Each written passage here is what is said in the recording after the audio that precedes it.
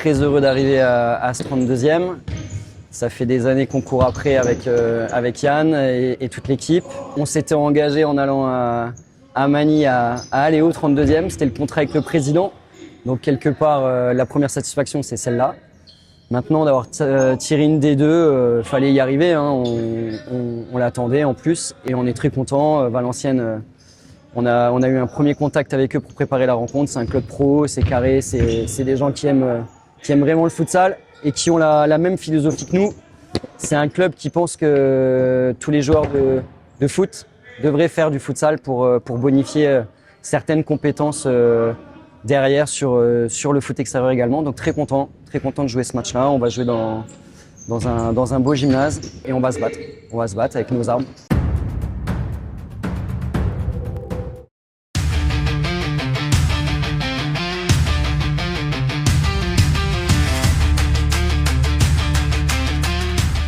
On est impatient d'y être. Il y a un mélange d'excitation, de bonheur d'accueillir une équipe de ce niveau en compétition officielle, en plus en 32e de Coupe nationale. Une première pour la majorité des joueurs qui découvrent ce niveau de compétition. À titre personnel, c'est une satisfaction et un objectif depuis que je joue au futsal. Après, une fois qu'on a dit ça, il y a un match, il y a une qualif en 16e à aller chercher chez nous devant notre public qui, espérons-le, viendra en masse. On aura besoin d'eux pour nous soutenir. Nous sommes conscients de la tâche difficile qui nous attend samedi face à une équipe très compétitive. Et nous sommes confiants et on travaille dur pour être prêt le jour J. Il faudra en tout cas compter sur nous pour se battre avec nos armes et compter sur la RS Magny Futsal pour tout donner, pour décrocher la qualification en 16e qui sera historique pour le club.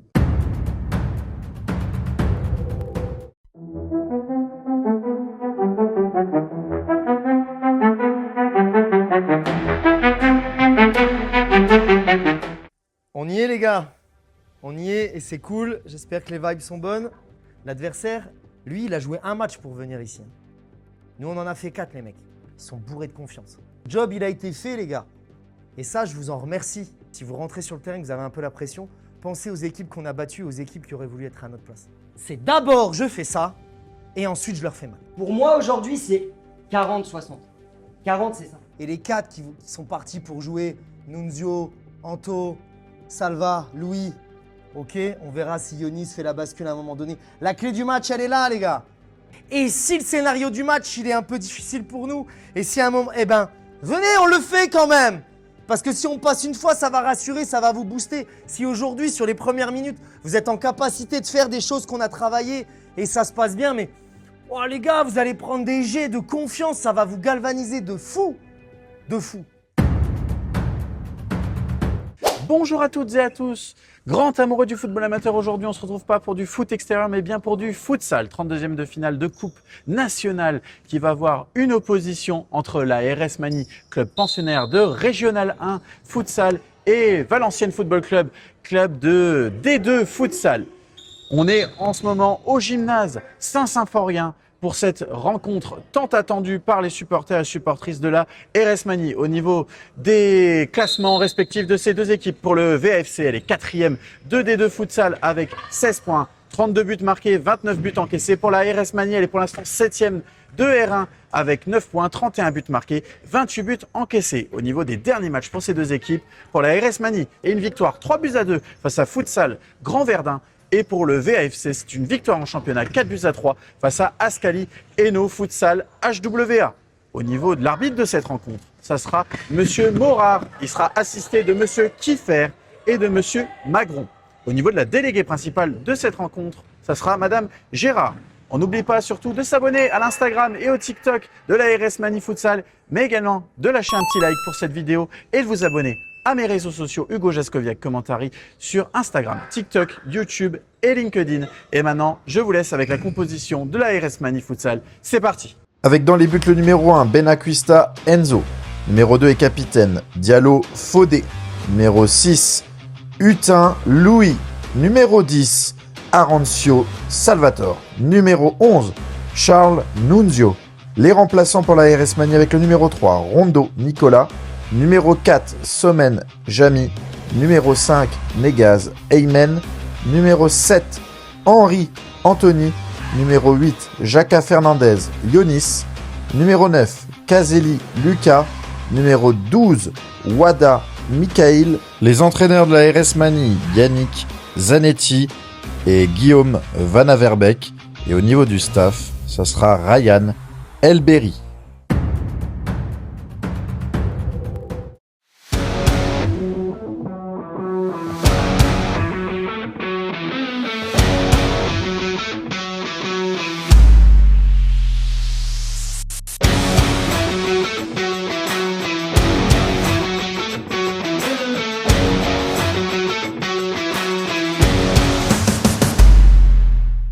On est en direct du gymnase Saint-Symphorien pour ce 32e de finale de Coupe nationale de futsal entre Mani et Valenciennes.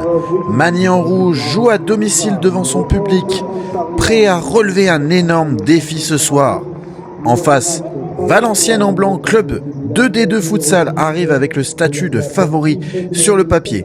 Mais en Coupe nationale, le papier ne compte pas, seule la réalité du terrain parle. Mani, pensionnaire de Hérin, veut montrer que la hiérarchie peut être bousculée. Ce groupe vit bien, travaille dur et croit en ses chances. Le gymnase est déjà chaud, le public répond présent pour pousser son équipe. On sent de la concentration, de la détermination, mais aussi beaucoup d'envie dans les regards. Chaque joueur sait ce que représente ce match pour le club, pour la ville de Metz, pour les supporters. Dans quelques instants, ce ne sera plus une question de division, mais de caractère. Mani veut écrire sa propre histoire ce soir et dans la Coupe nationale, tout peut arriver. Et c'est parti au gymnase Saint-Symphorien pour ce 32e de finale de Coupe nationale entre la RS Mani et le VAFC. Cette première occasion, et ça sera la bonne pour le VAFC Sampaio Santos. Valenciennes ouvre le score de manière précoce sur cette action sûrement travaillée à l'entraînement, 1-0. Allez, corner à venir pour la RS Mani, ça sera Diallo pour pouvoir la tirer. C'est joué rapidement vers Arancio et quelle parade de Trolley, corner. Mais là tout de suite, Jaka Fernandez en compte face à Trolley, la frappe et le poteau qui est touché, ça se rapproche. Allez, Valenciennes qui est dans le camp de la RS Mani, mais Fenard qui va jouer en appui, la frappe, oh, le pas juste à côté, le break n'était pas loin. Et Benacquista qui va relancer court avec Arancio. Mais Arancio, la mauvaise passe. Attention le duel. Et Benacquista qui sauve la RS Mani. Quelle erreur. Un long ballon à venir pour VAFC avec Zarouri. Mais c'est Ansar qui reprend première attention. Et qui marque le deuxième but à la 12e minute. Le break est fait pour Valenciennes. Liam Ansar. 2-0. Et Arancio qui va mener la contre-attaque pour la RS Mani. La frappe du pied gauche qui passe juste à côté du filet de Trolley. Et Arancio qui récupère ce ballon. Salvatore Arancio, Bombasso. 13e minute de jeu. La RS Mani réduit la marque. Salvatore Arancio, 2-1. Et c'est parti pour y croire à nouveau dans ce 32e de finale de Coupe nationale. Salvatore Arancio et Valenciennes qui va jouer vite ce coup franc. Et c'est Fenard qui permet au VFC de mettre le 3e but et de creuser à nouveau l'écart. 2 buts d'écart dans ce match à nouveau, 3 pour le VFC. Attention, cette contre-attaque éclair en une touche de balle pour le VFC. La frappe à venir, l'arrêt de Benacquista, mais c'est repris. À nouveau, ça va être peut-être dégagé par Mani. Mais non, la grande récupération devant le but. Et Sampaio Santos qui ne se fait pas prier pour marquer son doublé. 17e minute et ça fait 4-1 pour les Valenciennois. Nouvelle offensive à venir pour le VFC avec cette passe sur le côté. La frappe et le sauvetage incroyable de Jaka Fernandez. Attention Mani pour récupérer ce ballon. Mais non, c'est finalement le VFC qui va récupérer. Avec Ansar, le centre, deuxième poteau. Mais quel délice! Mais quelle sublime passe pour Sampaio Santos qui signe un triplé pour le VFC. Ça fait 5-1, la messe est dite. C'est la mi-temps ici au gymnase Saint-Symphorien et le score est de 5-1 pour Valenciennes. Le match a mal démarré pour la RS Mani avec 2 buts encaissés rapidement, 1-0 puis 2-0. Mani a ensuite su réagir grâce au but d'Arancio pour revenir à 2-1. Le match semblait se rééquilibrer. Mais la fin de période a été compliquée. Un gros trou d'air dans les 5 dernières minutes a permis à Valenciennes de faire la différence. 3-1, 4-1 puis 5-1. Mani devra s'appuyer sur son public et son envie pour montrer un autre visage en seconde période. Et pourquoi pas, accrocher sa qualification. Charles pour ce corner. Il va être donné en retrait pour Arancio qui tente sa chance. Et le ballon qui passe juste au-dessus. Attention, la contre-attaque valenciennoise avec un ballon au milieu de terrain. Mais Jaka Fernandez qui va récupérer. Non, finalement, c'est une frappe tentée. Quel arrêt de Benacquista! Incroyable parade. Et Charles en contre-attaque. Il dribble un joueur. Il en dribble un deuxième, mais c'est le Brésil, c'est pas possible. Pour Jaka Fernandez au centre pour Diallo, mais c'est intercepté. Mani qui est revenu tambour battant dans ce début de deuxième période et qui cherche à placer un bon ballon pour pouvoir, pourquoi pas, revenir au score avec Diallo qui donne un ballon pour Charles qui va peut-être chercher une solution. Là, magnifique passe en profondeur pour Jaka Fernandez qui dribble trollé et qui permet à Mani de réduire la marque. Ça fait 5-2. Quelle action collective de la part de la RS Mani et Jaka Fernandez. Yonis qui permet au rouge d'y croire à nouveau. 5-2 dans ce match. Allez, coup franc à venir pour la RS Mani. Il va tirer certainement par Arancio. Ça va être fort. Le golasso, le bombasso, la renaissance est en nous. Arancio Salvatore qui signe un doublé et qui crée la révolte et qui permet à la RS Mani d'y croire à nouveau. Allez, nouvelle offensive avec Hutin pour Henry. La frappe et l'arrêt de Trollé. Ce match est fou. Allez, corner qui va être certainement tiré par Henry la louche. Elle est magnifique. Charles la volée. Oh, ça a failli être un contre son camp. Et Hutin en contre-attaque qui donne son ballon à Henry. Henry la frappe. Oh, le passe juste au-dessus. C'était peut-être la balle de match. Et Arancio qui dribble son vis-à-vis et qui va pénétrer dans le camp. Valenciennois, il cherche une solution. Il est tombé. Il n'y a aucune faute qui est signalée par des arbitres et c'est la contre-attaque de Valenciennes. Ce sera peut-être mortel avec Zarouri. Il temporise. La passe et le 6e but pour Valenciennes. C'est Ansar qui signe son doublé. Allez, touche à venir pour Valenciennes dans le camp de Mani. Cette balle, elle est bien donnée. Quel arrêt de Benacquista qui permet de maintenir le score à 3 buts. Nouvelle attaque pour Mani avec Hutin qui donne à Arancio, mais c'est récupéré par la défense de Valenciennes. Mais Arancio, quel arrêt de Baffin! Mais l'énorme arrêt du deuxième gardien de Valenciennes. On est dans les dernières minutes de ce match et on peut observer que Charles est rentré en tant que powerplay pour la RS Mani. On essaye de faire tourner pour trouver une solution avec Arancio qui va trouver en profondeur Hutin face à Baffin. Il sort rapidement et c'est dégagé par la défense de Valenciennes. On peut observer qu'il reste moins de 3 minutes de jeu. Le powerplay est toujours là pour Mani. Mais attention, l'erreur qui va profiter à Zarouri. Zarouri qui va permettre à Valenciennes de se qualifier et de mettre un terme à tout suspense dans ce match. Quelle erreur de la part de Mani, ça fait 7-3. Dernier ballon pour Arancio, la frappe de loin, mais qui sera largement à côté. C'est terminé ici au gymnase Saint-Symphorien, défaite 7-3 pour la RS Mani face à Valenciennes. À la pause, le score était déjà de 5-1 après un début de match compliqué et un gros trou d'air en fin de première période. Mais la deuxième mi-temps a été bien meilleure pour Mani avec plus d'intensité, de meilleures phases de jeu et une vraie réaction collective. La logique des divisions est respectée, mais les rouges de Mani n'ont vraiment pas à rougir de leurs prestations. Ce match doit servir de base de travail et d'enseignement important pour la suite du championnat. Côté buteur pour la RS Mani, on retrouve un doublé d'Arancio et un but de Jaka Fernandez. Pour le VAFC, il y a eu un triplé de Sampaio Santos, un doublé de Ansar et des buts de Fenard et Zarouri. Dans les autres 32e de finale, il y a eu Strasbourg qui s'imposait largement 8-3 face à Roussy Cœur de Sambre. Dans le groupe B, Saint-Henri bat Perpignan 7-4. Dans le groupe C, Saint-Brandan crée la surprise contre Nantes-Doulon 6-4. Et dans le groupe D, Rennes s'impose 6-3 face au Kremlin Bicêtre. On se retrouve maintenant dans les vestiaires pour le bilan des coachs, puis les réactions des joueurs après ce beau parcours de la RS Mani en Coupe nationale. N'oublie pas de liker, de t'abonner et de partager si ça t'a plu. On se retrouve bientôt les gars. Allez, à plus, ciao. Je vais vous faire un bilan en match, ça doit nous servir sur le reste de la saison. Parce que moi je suis toujours sur le coup d'après. Oh. Je commence quand même par ça. Il n'y a pas à rougir. Il n'y a pas à rougir. Et je vous le dis, ce qui est dommage, c'est que les regrets qu'on ne voulait pas avoir, on se le dit, on les aura. On les aura. Moi, je sors de ce match-là, il y aura plein de regrets. Plein de regrets parce qu'on prend un but dès la première seconde, parce qu'encore une fois, ça manque de connexion, parce qu'encore une fois, sur des erreurs. Aujourd'hui, on a fait beaucoup d'erreurs qui sont des fondamentaux. Le deuxième mi-temps est très bien. Mais on s'est fait le même constat la semaine dernière. Futsal total. On met des courses, on joue pas dans sa zone, on va presser quand on va presser, on met du change, on est entreprenant. Maintenant, il y a une suite à cette saison. Dès la semaine prochaine, c'est charbon. Si on réenclenche une série de victoires, on va aller chercher au-dessus. Aujourd'hui, vous avez été performants quand vous avez fait des choses différentes. Et on fait un Mani ensemble et c'est pas de façade. Parce qu'on a été ensemble aujourd'hui et vous avez rien lâché. Et je peux vous dire un truc, parce que je finis quand même par du positif. Sur la deuxième mi-temps que vous avez vu, il n'y a que des mecs qui repartent d'ici avec une bonne image de ce que vous avez produit. Et je veux que... Mani! Alors Salva, défaite aujourd'hui 7-3, mais on a montré de belles choses aujourd'hui. La RS Mani a montré de belles choses. Tu as mis un doublé aujourd'hui. Qu'est-ce que tu penses de ta prestation individuelle et qu'est-ce que tu penses de la prestation collective de l'équipe aujourd'hui? Individuellement, je ne sais pas si j'étais bon, mais en tout cas, j'ai tout donné sur le terrain. J'ai essayé de finir le match avec aucun regret. Et collectivement, on a mal démarré, parce qu'on s'est pris un but, je crois, à la première minute. Donc on a mal entamé. On se reprend un deuxième, ça fait 2-0. On arrive, je crois, à marquer le 2-1. Donc là, ça repart bien.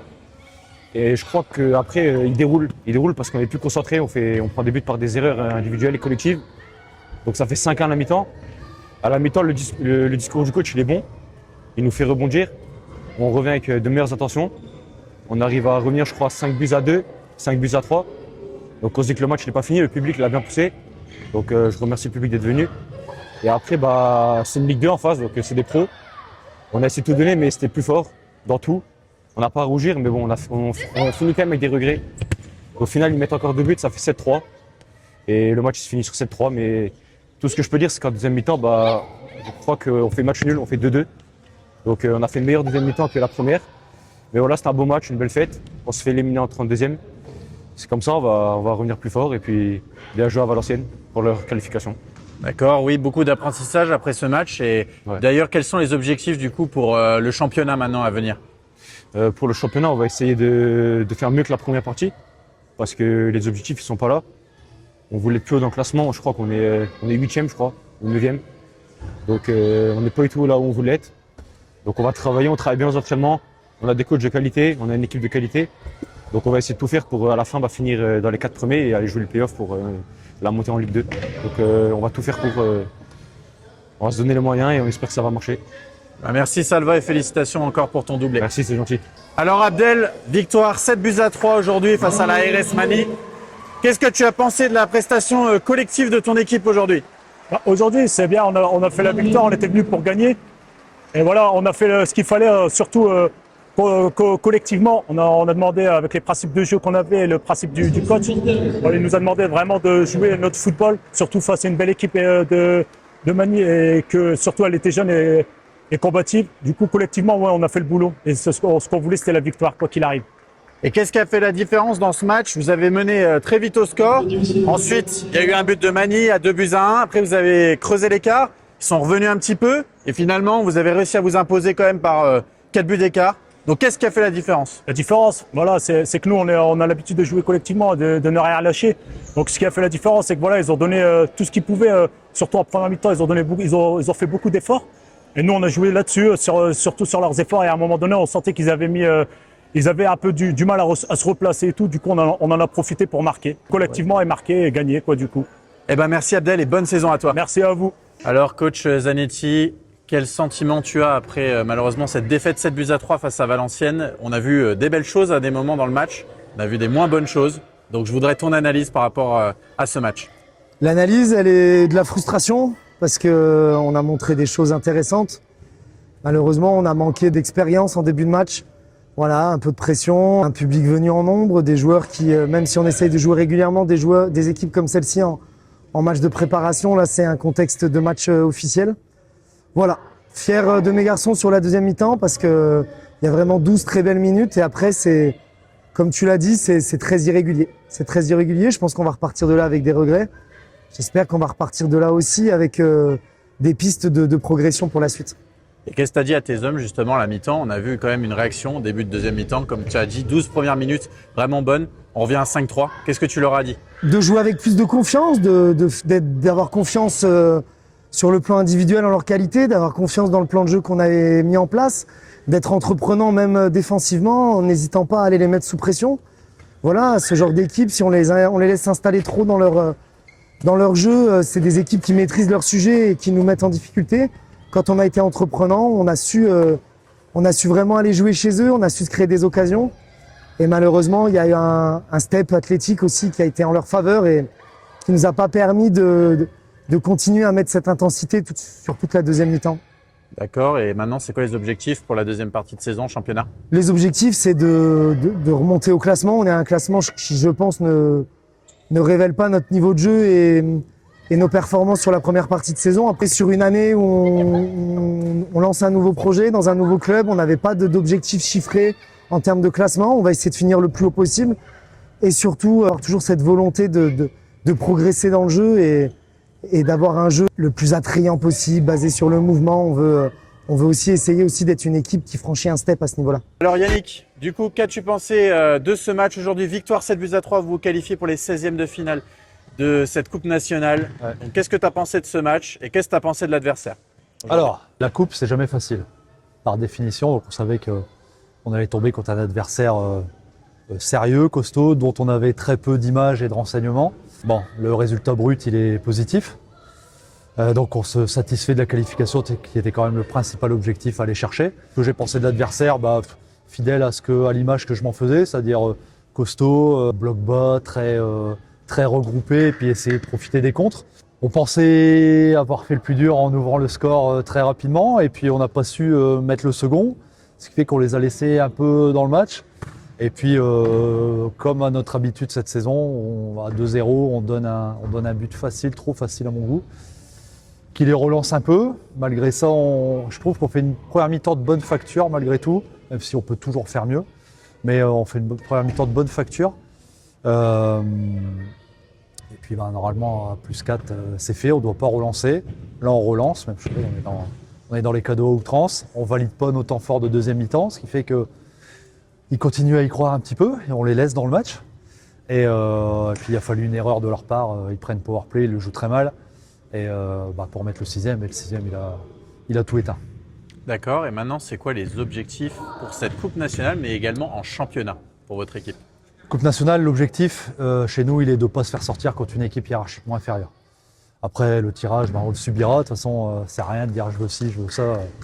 Un tirage, par définition, on le subit. Donc, si on tire un hiérarchiquement inférieur, pas se faire sortir, se qualifier.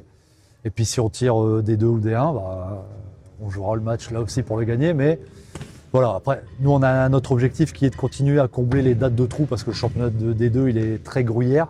Si on ne se qualifie pas en coupe, on va jouer toutes les 3 semaines. Et ça, c'est vraiment pas le but. Et puis moi, ce que j'aurais dit sur la coupe, c'est quelque chose qui peut venir pimenter la fin de saison. Parce qu'on est 4e dans le championnat, mais le premier est à 6 points, donc il va falloir qu'on fasse une série pour revenir. Donc on verra, mais voilà, la Coupe nationale doit nous servir à combler et à rester en jambes. Sur le championnat maintenant, on n'a pas assuré notre maintien mathématiquement, puisque c'est pas encore fait mathématiquement, mais on a mis la zone rouge à 12 points. Donc on peut quand même se permettre de voir venir un peu.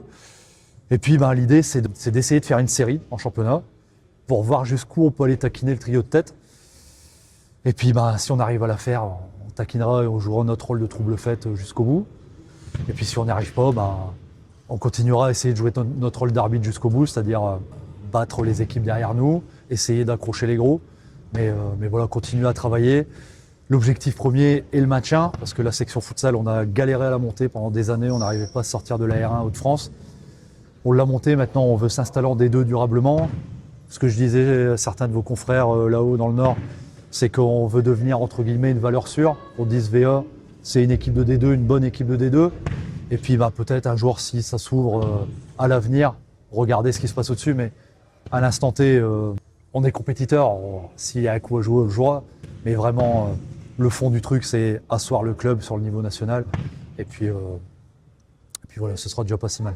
Il a dit petit, va faire un bisou au filet.